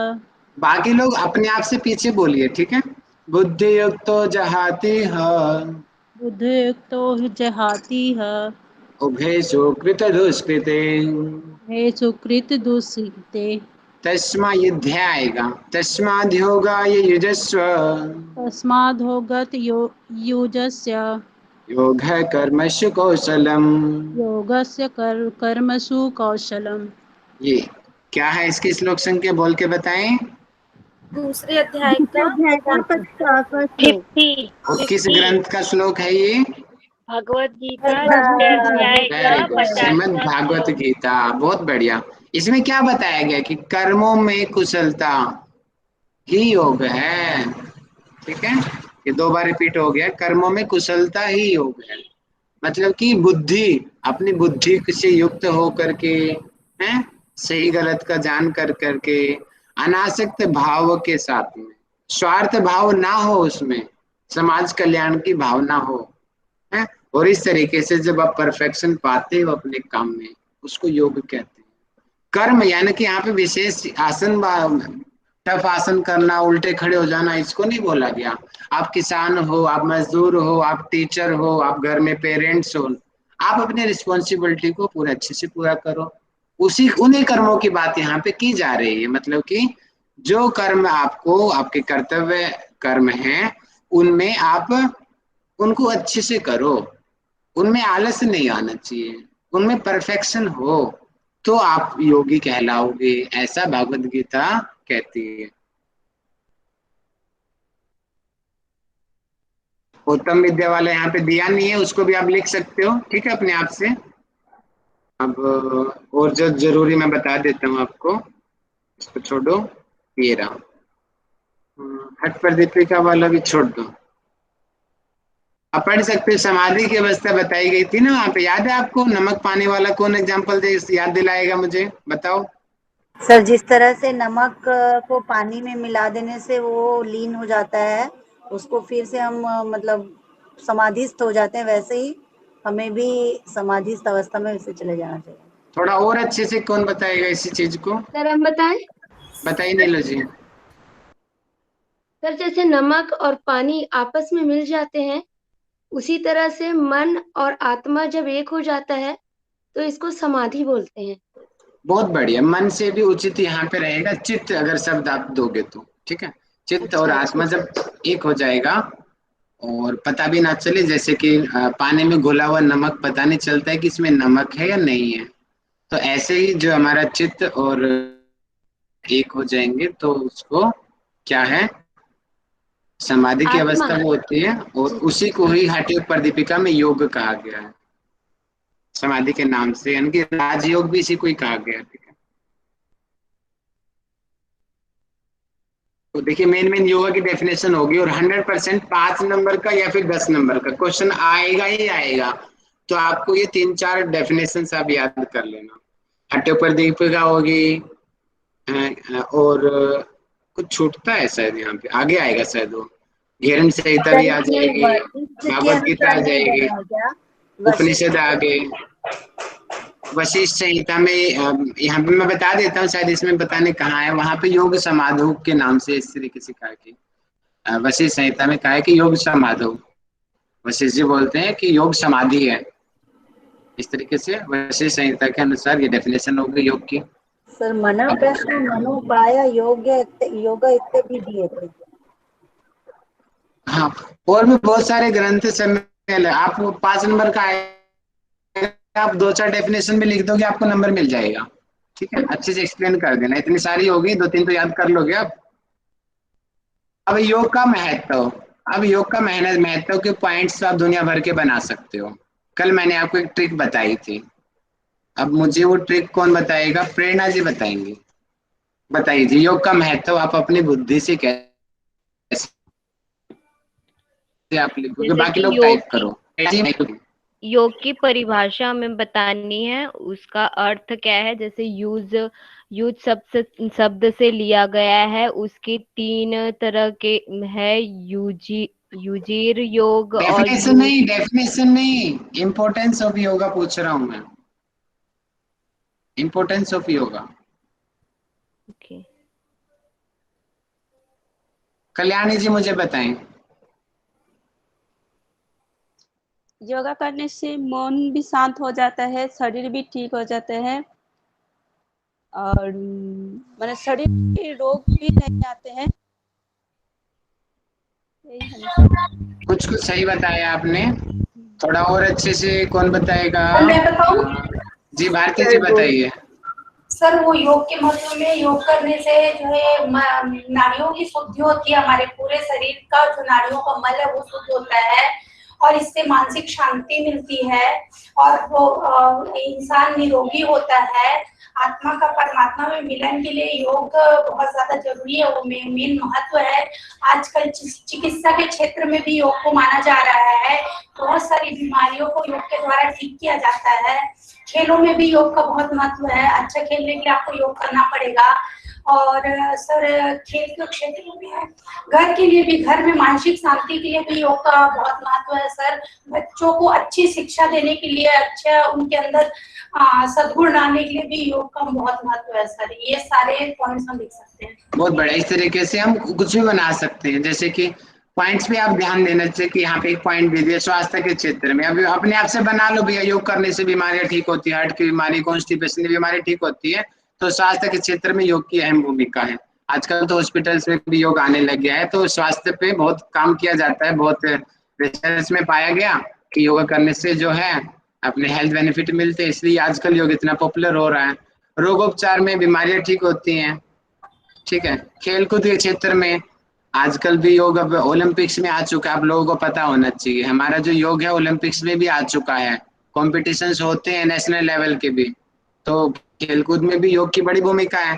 शिक्षा के क्षेत्र में आप लोग अभी खुद स्टडी कर रहे हो, तो आप पढ़ाई तो कर रहे हो, योग की स्टडी कर रहे हो, आप बीए कर रहे हो, डिप्लोमा कर रहे हो, सर्टिफिकेट कोर्स कर रहे हो, एमए कर रहे हो, इसके बाद पीएचडी होगी। सर आजकल स्कूलों में जब इंटरनेशनल इंटर स्कूल्स होते हैं तो योग का जो परफॉर्मेंस है अलग अलग स्कूलों के लिए वो दे दिया गया, पहले नहीं था सर। आजकल योग का परफॉर्मेंस बच्चों के साथ करवाया जाता है। बहुत बढ़िया। आप पारिवारिक महत्व कुछ भी, यानी पॉइंट्स कुछ भी हो, आप लोग एक्सप्लेन कर दो अपने हिसाब से कि परिवार में क्या होगा, मनोमुटाव रहता है, जब योग करेंगे तो तनाव से मुक्ति रहेंगी, उनकी मन मानसिक शांति रहेगी, ठीक तरीके से बुद्धि युक्त होकर वो कर्म करेंगे अपने अपने, उनको पता होगा सही गलत का, तो क्या होगा कि गलतियां नहीं करेंगे, झगड़ा नहीं करेंगे, यम नियमों का पालन करेंगे, एक दूसरे का सम्मान करेंगे, सच बोलेंगे, तो अपने आप ही झगड़े का समाप्त हो जाएंगे। तो ऐसे कुछ भी आप अपने माइंड का यूज करते हुए इन चीजों को आप बना सकते हो। आर्थिक दृष्टि से आप लोग योगा टीचर हो या आप लोग हो, अब खाली हम पढ़ नहीं रहे हैं, हम कमा भी रहे हैं। इससे अर्निंग भी मिल रही है हम लोगों को, और आप लोग बहुत लोग कमाते भी हैं। प्लीज माइक बंद कीजिए, किसका खुला हुआ है। तो इस तरीके से कुछ भी है आध्यात्मिक क्षेत्र, हमें अपने आप को जानने के लिए हम कुंडलिनी योग करते हैं, अपनी सिद्धियों के लिए ओमकार का ध्यान करते हैं, अपनी आध्यात्मिक शक्तियों को जानने के लिए भी कई लोग योग करते हैं। ठीक है, बहुत बहुत सारी चीजें हैं, आप अपने हिसाब से लिख सकते हो। अब योग का उद्देश्य, ये क्वेश्चन बनता है पेपर में, योग का उद्देश्य क्या है। अब योग का उद्देश्य क्या है, पहले मैं आप लोगों से जान लेना चाहता हूँ। हाथ उठाओ, कौन बताएगा योग का उद्देश्य, हाथ उठाओ। स्नेहा राव जी, कैमरा खोल के बताएं सब। Yes sir.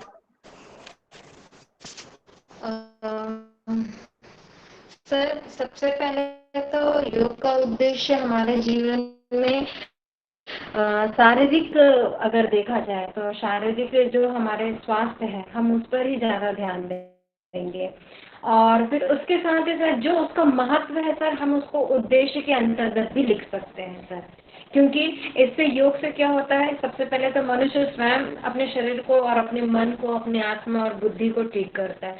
उसके बाद वह समाज को भी एक निश्चित दिशाक्रम दे सकता है। अगर जब समाज सुधरेगा तो फिर हम राष्ट्र की ओर भी आगे बढ़ सकते हैं। तो उसके महत्व में तो बहुत है सर। इसके साथ ही साथ क्या है, जो इसके अंतर्गत जो षटकर्म आते हैं और जो हमारे प्राणायाम है, इन सभी क्रियाकलापों को करने से हमारा जो मन है वो परम ईश्वर तत्व को प्राप्त कर सकता है सर। बहुत अच्छा बताया है, और भी कई चीजें हो सकती है। आपने सामान्य स्तर पे बताया, सामान्य स्तर पे बहुत अच्छा बताया। आप थोड़ा हाई स्तर पे, जैसे ज्योति जी मैसेज कर रही है। जी ज्योति जी, अपना कैमरा खोल के सब लोगों को बताइए। मैसेज आप कीजिए, मैं देख रहा हूँ आपके मैसेजेस। जी सर, इसमें आत्मा का परमात्मा से मिलन रहता है, अपने मन को मतलब जोड़ना, एक शुद्धि करना, और क्या बताऊं सर। जी किरण जी, आप बताइए, कैमरा खोल के बताइए सबको। हाँ जी सर, योग जीवन जीने की एक कला है सर, और ये आत्मा से परमात्मा की मिलन है सर। योग से हमें बहुत सारी, मतलब इनके बहुत सारे बेनिफिट्स हैं और उनका बहुत सारा महत्व वगैरह सब है सर। बहुत बढ़िया, बहुत आपने सब लोगों ने बहुत अच्छा प्रयास किया। अब मैं आगे और अच्छे से आपको किताब के अनुसार आपको बता देता हूँ। उद्देश्य का अर्थ हमेशा ही बड़ी चीज होती है, बड़ी उपलब्धि, जैसे कि परमात्मा को पाना, मन से हर प्रकार के विकारों को दूर कर देना। और सामान्य स्तर पे आएंगे तो बीमारियां ठीक होना, हेल्दी रहना, ये सामान्य स्तर का है। लेकिन उद्देश्य ये भी कह सकते हैं, लेकिन मुख्य उद्देश्य हमेशा वही है, जैसे कि योग दर्शन में कहा गया है ना, तदा दृष्टि स्वरूप अवस्थानम, कि जो हमारे जो दृष्टा है, यानी कि जो पुरुष है, अपने वास्तविक स्वरूप में अवस्थित हो जाना ही योग का प्रधान उद्देश्य है। तो आप इन चीजों को पढ़ लेंगे। आप यहाँ पे कुछ पॉइंट्स भी मिलने चाहिए, हम उन चीजों को पढ़ेंगे। ठीक है, आप इस पॉइंट को अपने आप बना लेंगे। बाकी आप लोगों ने जो बताया वो बिल्कुल सही था। किरण जी ने बताया, ज्योति जी ने बताया, और वो भी कईयों ने बताया, सबका बहुत ठीक था, कोई गलत नहीं है। स्नेहा मैडम ने बताया। तो ये योग के उद्देश्य हो गए। आगे हम बढ़ते हैं। योग का उद्भव एवं विकास। अब आते हैं, ये रहा डेफिनेशन जो मैंने आपको स्टार्टिंग में ही आपको दिखाई गया था। याद आ रहा है आपको ये चीज, जब मैंने स्टार्टिंग में ही पढ़ाई थी कि कैसे योग आगे बना है, कि वेद कैसे कैसे प्राचीनतम लोग, आपने देखा होगा ना, ऐसे हठ अभ्यासी हो गए थे, पहले तालाब में साधना करते थे, अग्नि में साधना करते थे, उल्टे खड़े हो जाते थे, कई कई दिनों तक हवा में उड़ जाते थे। ये भी पहले टाइम में ऋषि महात्मा लोग बड़े ऐसे अभ्यास करते थे। वेदों के अंदर, गुरु परंपरा जो है, उपनिषदों में, अलग अलग दर्शनों में जो लिम्स बताए गए हैं।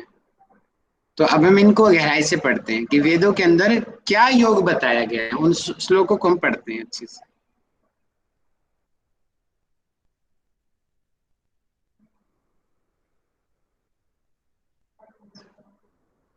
हाँ, ये रहा। इस चीज को ध्यान रखेंगे, ये नेट DRL के पेपर में बहुत कॉमन है ये क्वेश्चन आना, हिरण्यगर्भो योगास्त वक्ता नास्य, नान्य आएगा, ये टाइपिंग मिस्टेक है, नान्य पुरातन है, ठीक है, न होगा ये, नान्य पुरातन है, ठीक है, कि हिरण्यगर्भ ही योग के सबसे पुरातन आदि प्रवक्ता है। मतलब कि सबसे पहले जो योग का जो निर्माण किया गया उसको वो हिरण्यगर्भ ने किया। और हिरण्यगर्भ जो सामान्य रूप से जो मानते हैं, ब्रह्मा के पुत्र सूर्य को माना जाता है, लेकिन मान्यता ही है, मान्यता कई और भी है, लेकिन हिरण्यगर्भ आएगा, भय आएगा, भय, हिरण्यगर्भ, ठीक है। तो हिरण्यगर्भ को योग का जो प्रवक्ता माना जाता है। ये क्वेश्चन बहुत फेमस है ये। और एक जगह पे कपिल को भी माना जाता है। कपिल यानी कि कपिल ने जो सांख्य दर्शन जो लिखा है, सांख्य दर्शन के जो प्रणेता है कपिल मुनि जी, आप लोगों को याद भी होगा जब हम भागवत गीता का विभूति योग पढ़ रहे थे, चैप्टर नंबर 10, उसमें बताया गया था ना कि विभूतियां बता रहे हैं, कपिल मुनि के ऋषियों में अवतार। मैं कपिल हूँ, याद आया? ये रहा, यही कपिल है वो जो बात हो रही थी।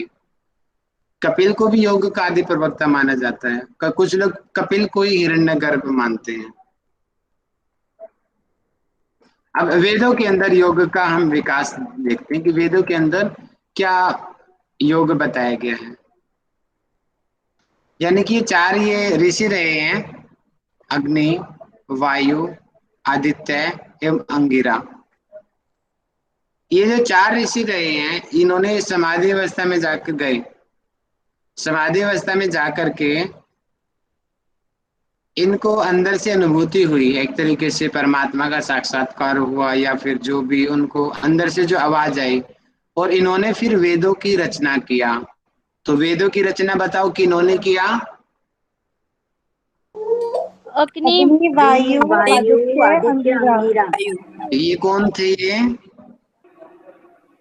चारों ऋषि थे। और कैसे इनको ज्ञान प्राप्त हुआ? मेडिटेटिव पोज में, वेरी ज्ञान गुड, की अवस्था, समाधि अवस्था में जाकर के इनको इस ज्ञान का पता चला, और उस ज्ञान को फिर उन्होंने इन ग्रंथों में लिख दिया, जिसको वेद के नाम से जानते हैं। देखो योग के बारे में, क्योंकि हम पढ़ रहे हैं, हमें हर चीज को पढ़ने की जरूरत नहीं है। हम मेन उन्हीं टॉपिक्स को उठाएंगे जो जिनमें योग के बारे में बताया गया। ऐसे तो भैया लाखों श्लोक हैं वेदों के अंदर, तो हम उनको नहीं पढ़ेंगे। हम खाली पर्टिकुलर पढ़ेंगे जो हमारे काम के हैं। योगे योगे तस्तरम बाजे बाजे हवा महे सखाए इंद्र। ये भूतिये नहीं आएगा, मैं आएगा, मूर्ति आएगा, मैं होगा ये, ठीक है। टाइपिंग मिस्टेक है ये, मूर्ति।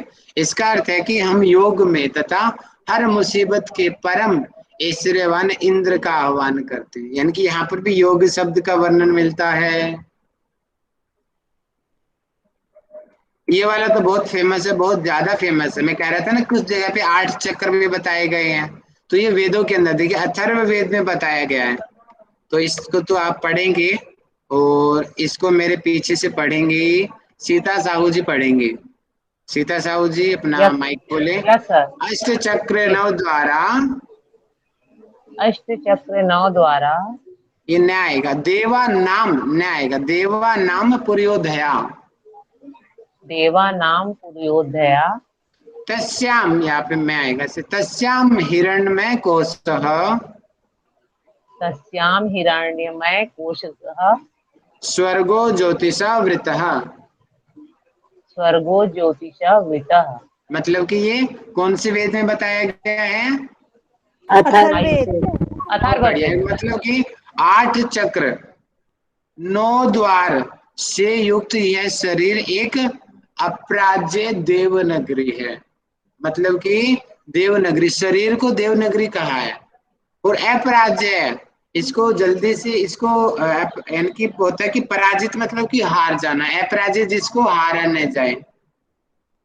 इसमें हिरण्यमय कोश है जो ज्योति एवं आनंद से परिपूर्ण है। ये हिरण्यमय कोश सामान्य रूप से आत्मा को मानते हैं, आत्मा का जो स्वरूप है, जो अंगुष्ठ आकार का बोलते हैं कि अंगूठे के आकार का जो आत्मा का स्वरूप होता है हमारे हृदय क्षेत्र में, तो 8 चक्र आपको याद होंगे, कोई मुझे बताएगा माइक खोल के अष्ट चक्रों के नाम?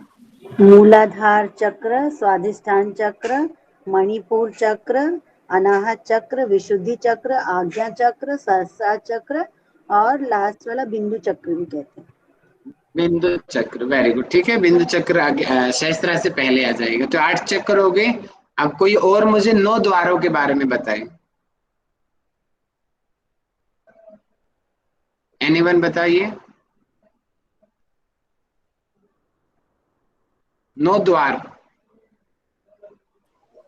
सर कर्मेंद्रियां और ज्ञानेंद्रियां। नाम बताइए उनके, सीता जी नाम बताइए। जी, नासा छिद्र 2, दोनों आंखें हैं, 2 कान, एक योनि द्वार है जिसमें यूरिन पास होता है, दूसरा मल द्वार है और एक मुंह है। जी सर। अब कुछ जगह पे 11 द्वार भी माने जाते हैं, तो वहां पे नाभि को भी कंसिडर कर लेते हैं, ब्रह्मरंध्र को भी कंसिडर कर लेते हैं, लेकिन सामान्य रूप से 9 माने गए हैं कि 2 कान, आंख, 4, 6, 8। अच्छा, इसमें ना एक चीज को नहीं मानते शायद, 9 जहाँ पे मानते हैं मे भी शायद आंख को या कान को कंसिडर नहीं किया जाता, तब 9 होते हैं वो। लेकिन जब इनको कंसिडर कर लेते हैं तो 11 हो जाते हैं, है ना। कुछ जगह पे द्वार 9 मानते हैं, कुछ जगह पे 11 माने जाते हैं, ठीक है। और हमारा जो जहाँ से यूरिन बाहर निकलता है और जहाँ से हमारा स्टूल बाहर निकलता है वो भी द्वार ही है। द्वार यानी कि शरीर में अंदर जाने के तरीके, जहाँ से इन्फेक्शन हो सके या कोई बाहर की चीज अंदर जा सके, उनको द्वार कहते हैं, है ना। तो शरीर में 8 चक्र और 9 द्वार कहे गए हैं अथर्ववेद के अंतर्गत। तो ये भी तो योग की अंतर्गत बातें हैं। तो यहाँ से हमें पता चलता है कि अथर्ववेद के अंदर भी योग का वर्णन मिलता है। अब हम देखते हैं उपनिषदों में योग, उपनिषदों में किस प्रकार का योग का वर्णन मिलता है। ये मैंने आपको पढ़ा ही चुका हूँ, मैं दोबारा नहीं पढ़ाऊंगा। ये कठोपनिषद का था, ये पीछे हमने पढ़ा था ना, याद होगा। अच्छा सॉरी, योग शिख उपनिषद का था ना, यो प्राण प्राण योरे कम सब रजोरे तथा सूर्य चंद्रमा सूर्य योगो जीवात्मा परमात्मा। ये टाइपिंग मिस्टेक बहुत ज्यादा है इनके अंदर। एवं तो जंजाल संयोगो योगे उच्यते, ठीक है, कि आत्मा का जीवात्मा का परमात्मा से मिलन ही योग है।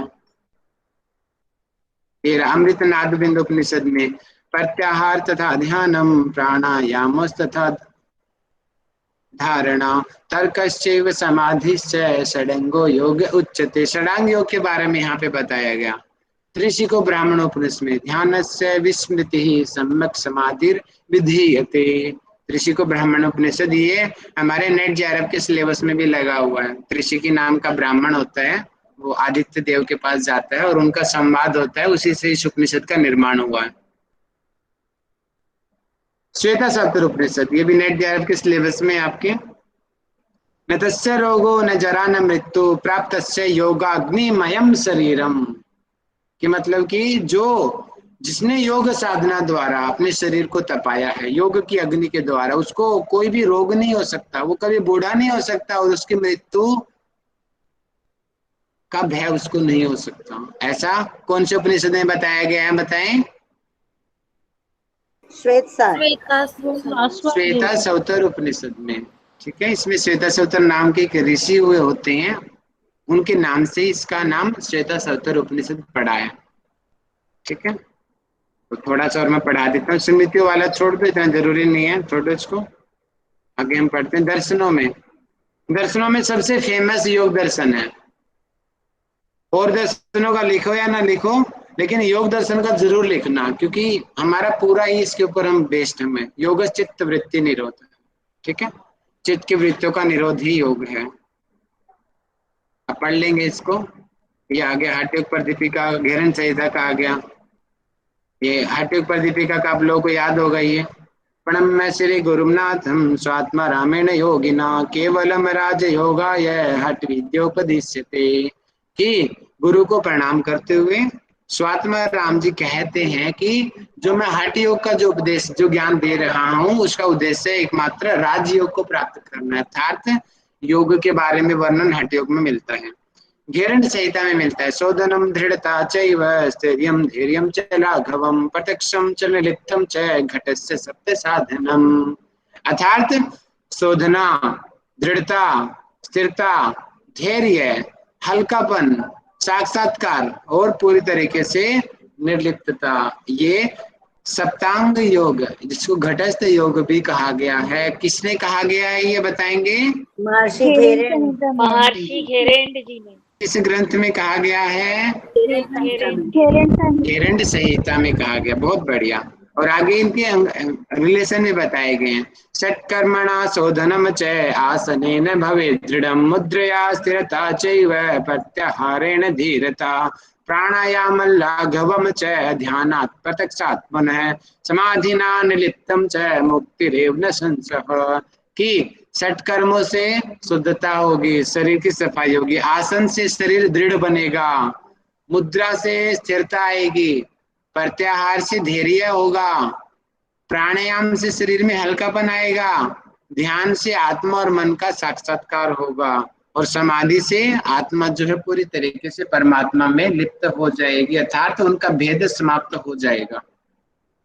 तो उसको सप्तांग योग का जो पालन करता है उसके मुक्ति में कोई डाउट नहीं है।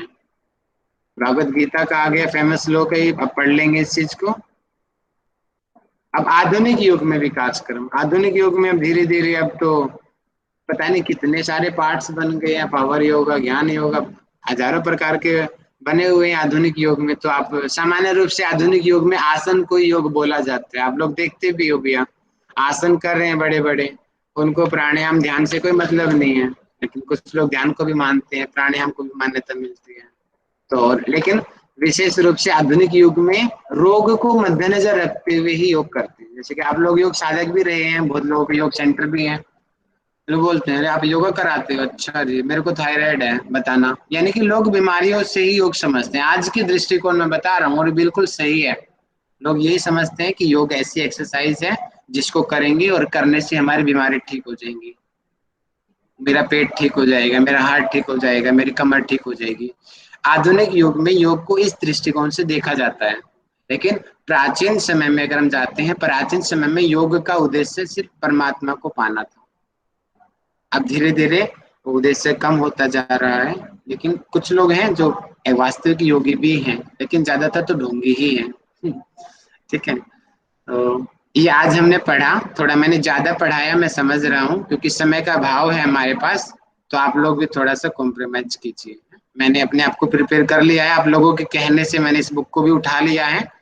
ठीक है, आप लोग आशा है कि आपको समझ आया होगा। सर एक क्वेश्चन पूछना चाह रही थी सर, आप जो है 5 पीडीएफ भेजे हैं जिसमें घरेलू उपचार के 2 हैं और फाउंडेशन का पीडीएफ भी है, बुक भी है, तो सर इन 5 को हम लोग को कराना पड़ेगा क्या है? ना, तो थोड़ा एलोकेट कर देंगे। वो घरेलू वाले तो मैंने ऐसे भेजी थी, मेन जो है ना ये जो MY101 वाली है ये मेन है सर। उसमें भी आप 2 भेजे हैं, तो उसमें कौन सा 101 कराना है? 101 वाली करानी, वो मेन है इसकी। और बाकी जो भेजे हैं वो क्या सर? बाकी मैंने आपकी नॉलेज के लिए थोड़ा और, जो किसी को ज्ञान लेना हो तो वहां से भी और पढ़ सकता है एक्स्ट्रा। मेन ये है MY101 वाली। ठीक है, ठीक है, और किसी को कोई डाउट हो तो बताइए और थोड़ा अनुभव बताइए, आज आपने पढ़ा कैसा लगा आप आपको? जितना पढ़ा रहे हो उतने ज्ञान अभी बहुत है फिलहाल। ठीक है, बाकी लोग बताइए, आप लोगों को कुछ समझ आया? आप बहुत सिस्टमेटिक पढ़ाते हैं सर, शुरू से आखिरी तक एकदम 1 by 1 point to point clear हो जाता है, तो ऐसा लगता है कि माइंड में पूरा सेट हो गया है, टेप रिकॉर्डर जैसे पूरा रिकॉर्ड हो जाता है। Thank you sir.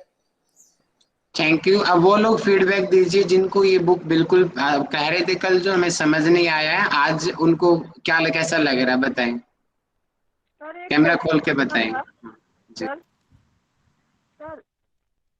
सर एक क्वेश्चन पूछना था, जैसे सर योग से चित्त वृत्ति निरोध है, उसमें अंतःकरण को मन, बुद्धि और अहंकार, तो सर अहंकार को अहम कहेंगे या किसी और तरह से व्याख्या करें? मतलब अच्छा, वो मैं हूँ इसका या फिर किसी और तरह से व्याख्या है? मन बुद्धि अहंकार यहाँ पे ना तत्व लिया गया है, कुल योग दर्शन में 26 तत्वों को मान्यता मिलती है। अहंकार तत्व है और वो जो मैं की जो भाव है वो हमारे मन की वजह से आता है। हाँ, मतलब आप वो आपका शरीर का बोझ जब तक है, आप अहंकार वो अहम है ना सर? जी जी जी। और थोड़ा डीप हम बाद में पढ़ेंगे, अभी मैं जानबूझ के पढ़ा नहीं रहा हूँ, अगर मैं उस चीज में गया तो बाकी सब कंफ्यूज हो जाएंगे। हाँ हाँ ठीक है।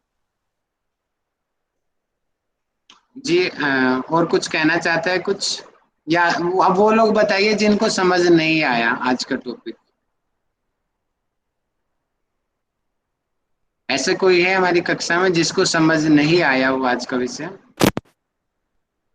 सर जी धर्मवीर सर। मैं एक्चुअली सर जब तक आपका लेक्चर चल रहा था मैं कार ड्राइव कर रहा हूँ, मैं एक्चुअली बाहर था और मैं ऑन द वे हूँ, आप देख सकते हैं। फिर भी इतना मजा आया सर, सच में मुझे ऐसा लग रहा था कि मैं पहले क्यू से ही दे रहा हूँ, बट आपका इस समय बेचैन रहता हूँ आपका ये लेक्चर सुनने के लिए। मैं रात में भी सुनते रहता हूँ सर, ऐसी बात नहीं कि मैं पढ़ाई नहीं कर रहा हूँ, बट चूंकि प्रायोरिटी कुछ और, बड़े अच्छा लगा सर, मुझे बहुत अच्छा पसंद आया और क्लियर है। स्टिल आई एम ड्राइविंग और मैं सुन रहा हूँ। आप गाड़ी खुद चला रहे हो? अरे एक्सीडेंट करवाओगे, बंद करो फोन अपना। सर मैं हेडफोन लगाया हूँ, हेडफोन लगाया हूँ। अच्छा जी ठीक है, चलो चलो बातें मत करो, सामने ध्यान दो आप, है कहीं उल्टा ना पड़ जाए। ओके जी ठीक है सर, थैंक यू। प्रणाम सर। अच्छे से आपका पूरा अच्छे से कॉन्सेप्ट एकदम क्लियर है, आप बहुत अच्छे से पढ़ा रहे हो।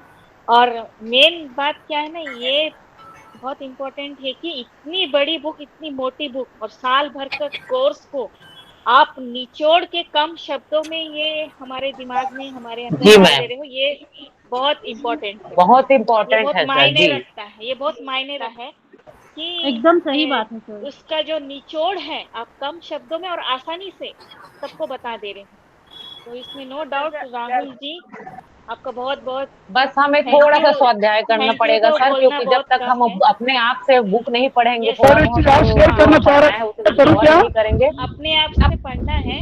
नहीं सर, जरा मैं सर आप गाड़ी चलाओ, आप मत बोलो, गाड़ी चलाओ। और राहुल सर के तरफ से तो कोई शेयर करना चालू करूँ क्या? नहीं छोड़े हैं, वो नहीं छोड़े। आप एक्सीडेंट करवा दोगे काम का। जी मैम, इससे बेहतर और नहीं पढ़ाया जा सकता फिर। नहीं बिल्कुल नहीं। और उनका जो पढ़ाने का जो तरीका भी है ना, और बड़ी खूबसूरती से वो पढ़ाते हैं और अच्छे से वो समझाते हैं ना, वो समझ में आ ही जाता है, नहीं समझने का सवाल ही नहीं उठता है मेरे ख्याल से, ऐसा मुझे ऐसा लगता है। सर मैं बोलूं सर अभी तक लगता था कि ऑनलाइन क्लासेस सक्सेस नहीं है, पर आपसे पढ़ने के बाद लगा कि नहीं, ऑनलाइन क्लासेस क्लास से भी बेहतर है। मैं सच बताऊं, बिल्कुल मुझे ऐसा लगता है कि ऑफलाइन में तो हम लोग जैसे कॉलेज जाके थोड़ा सा ऐसे काम टूम कर लेते होंगे, यहाँ पर तो जो जी ध्यान भटक जाती है, यहाँ बिल्कुल ध्यान जाती है। यहाँ तो एक जगह बैठकर जो 3 घंटे की पढ़ाई, मतलब पढ़ाई होती है, ऊपर से नोट्स भी तैयारी करो और दिखाओ, बाकायदा हम चेक करेंगे, बाकायदा हम देखेंगे, फिर उसके बाद ये बोलते हैं ना कि भाई क्वेश्चन रिवीजन का जो डर रहता है वो क्लास में इतना नहीं रहता सर जितना आपके। वो भी है। और उसके बाद ये बोलते हैं ना कि भाई आपके नोट्स का आपको मार्क्स मिलने वाला है, तो नोट्स नहीं बनाने वाला, जैसे ममता जी बोलती है ना, बोली जैसे स्कूल लाइफ में कभी हमने इतना नोट्स नहीं बनाया हम जितना अभी इस उम्र में हम नोट्स बना रहे हैं। नहीं सर ने स्टूडेंट बना दिया ना हमें। ये बड़ा गजब, मतलब। और ये राहुल सर तो स्टार्टिंग सर मैं बोलूं कुछ कि हम बहुत कुछ छोटे बच्चे जी बना मैडम। देंगे आपको और बहुत कुछ सर करवा बोलना चाह रही हैं सर। सर जी बोली मैं बोलती हूँ। हाँ सर, राहुल सर आपका इतना अच्छा मतलब पढ़ाने का तरीका है, इसीलिए वो लालच जो है ना बढ़ता ही जाता है। अब देखो आप कल इतना सारा वीडियो भेज दिए, आप वीडियो में भी बहुत अच्छा कर रहे हैं, लेकिन वो जो फेस टू फेस क्वेश्चन पूछना और वो लालच कहते ना कि अरे थोड़ा सा कर ले, और वो पूरा ओवरव्यू देते हैं ना सर, वो फैंटास्टिक सर, बहुत बढ़िया, बहुत ही बढ़िया, मजा आ जाता है सर। तो वो एक चार्मिंग रहता है कि अरे अभी क्लास जाना है। जैसे कि हमारे बाकी साथियों ने भी बोला ना, ऑनलाइन में तो एकदम धमाकेदार, मतलब पटाखा हो पटाखा आप एकदम। इसके लिए हम लोग बोलते हैं कि सर पूरा निचोड़ हम लोग के अंदर घुसा दीजिए आप, जो अभी घुसा रहे हैं आप। बहुत बढ़िया sir, really excellent. Thank you ma'am, thank you so much.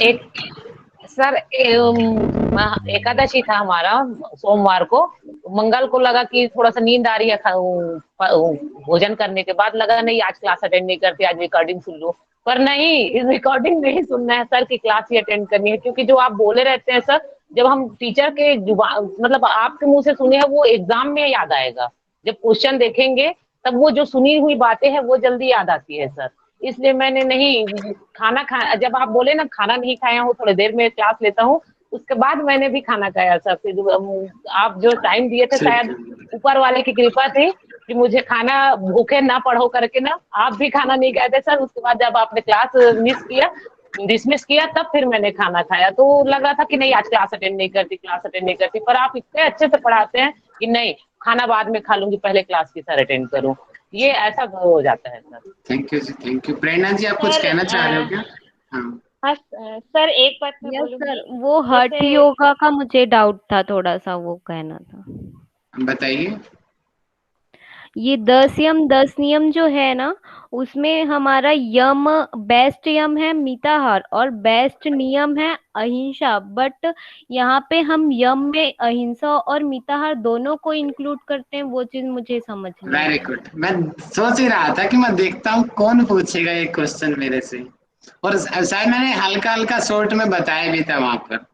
बहुत यस सर, बढ़िया बताए थे प्रेरणा जी, बीच आपके बीच में। पकड़ को सलाम करता है, इतने अच्छे से आपने नोट किया। ये क्या है, ये या तो ये हो सकता है कि स्वात्माराम जी से गलती हुई है श्लोक लिखने में, या फिर केवल धाम वालों से गलती हुई है उन पत्रों पे जो लिखा हुआ था उस चीज को, डाटा को फ्रेम बनाने में किसी से कुछ मिस्टेक हुई है। लेकिन श्लोकों में यही चीज है, वहां पे बताया गया ना कि अहिंसा वहां पे नियम में माना गया है, यही पूछ रहे हो ना? लेकिन अहिंसा हम देखते हैं वहां पर तो यम के अंतर्गत आती है।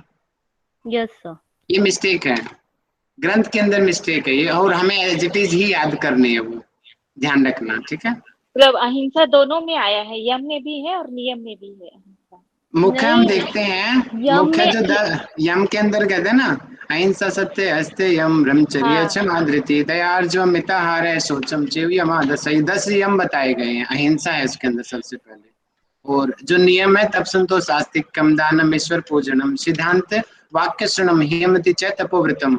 अब इसमें तो अहिंसा कहीं है ही नहीं नियम के अंदर, लेकिन यस आगे सर। जो हम देखते हैं सिद्धासन वाले श्लोक में जब वहां पे आता है कि आसनों में श्रेष्ठ जो है सिद्धासन है, यमों में श्रेष्ठ मिताहार है, नियमों में अहिंसा है। अहिंसा लेकिन नियम में तो कहीं है ही नहीं, वो श्लोक कुछ गड़बड़ है वहां पे ग्रंथ में, और अभी तक कुछ ग्रंथ गड़बड़ को कोई खोज नहीं पाया कि गड़बड़ या तो स्वात्माराम जी ने किया है या फिर केवल धाम वालों ने किया है, या किसने किया, कुछ गड़बड़ है। तो सर हम श्लोक के हिसाब से ही यम नियम लिखेंगे 10। 10 वही लिखो आप, ठीक है? Yes, okay. ओके, बहुत बढ़िया प्रेरणा जी, ऐसे ही पढ़ाई करो, पूरी आंख कान खोल के पढ़ाई करो, बहुत अच्छा लगा मेरे को। चलिए अब हम शांति पाठ कर लें। चलिए तो प्रेरणा जी आज का शांति पाठ कराएंगी। चलिए प्रेरणा जी शांति पाठ कराइए। जी सर।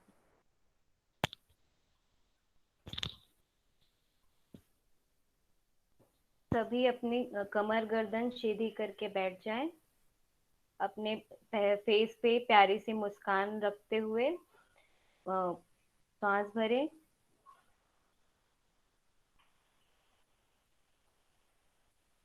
ओम का उच्चारण करेंगे 3 बार।